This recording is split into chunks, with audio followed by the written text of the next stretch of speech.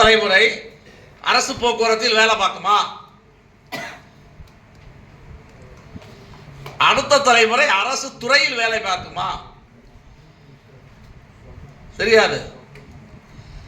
இப்போ நம்ம செக்ரட்டரிட்ட போய் பேச போனோம். ஒரு 9 தொழிற்சங்கங்கள் சேர்ந்து, அந்த விஷயத்தெல்லாம் பின்னாடி சொல்கிறேன். 9 தொழிற்சங்கங்கள் சேர்ந்து செக்ரட்டரியை பார்க்கும்போது செக்ரட்டரிட்ட நம்ம பேசுகிறேன். என்ன பேசணும்னா, இந்த மாதிரி நீங்கள் வேலைக்கு ஆளே எடுக்க மாட்டேங்கிறீங்க. வேலைக்கு ஆளே எடுக்காது மட்டுமல்ல, மத்திய அரசாங்கம் 6வது ஊதிய குழுவில் இனிமேல் டி பிரிவு பணிகள், ABCDன்னு 4 குரூப் இருக்கு இல்லையா? டி குரூப் அரசாங்கம் டி குரூப்பே அபாலிஷ் பண்ணிட்டான்.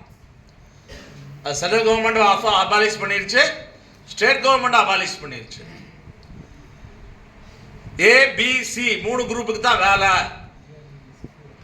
டி குரூப்புக்கு வேலையே கிடையாது. டி குரூப் என்று இருந்தால் அந்த டி குரூப்பை அவுட் சோர்சிங் பண்ணி கான்ட்ராக்ட் சொல்லுன்னு பே கமிஷன் சொல்லிட்டான். செக்ரட்டரிட்ட சொன்னோம், டி குரூப்பை அபாலிஷ் பண்றீங்க, இந்த டி குரூப் வேலைக்கு யார் வர்றா? இந்த டி குரூப் வேலைக்கு யார் வர்றா? ஏழைகள், கிராமத்தை சேர்ந்தவன், பிற்படுத்தப்பட்டவர்கள், தாழ்த்தப்பட்டவர்கள் எல்லாருமே எதுக்கு வர்றாங்க? டி குரூப் வேலை தான். இந்த டி குரூப் வேலையை நம்பிதான் இந்த இடஒதுக்கீடு அது இதெல்லாம் ஒரு 2 தலைமுறைக்கு தான் இருந்துச்சு. 2 தலைமுறையின் மூலம் இடஒதுக்கீடு வேலை வாய்ப்பெல்லாம் வந்துச்சு.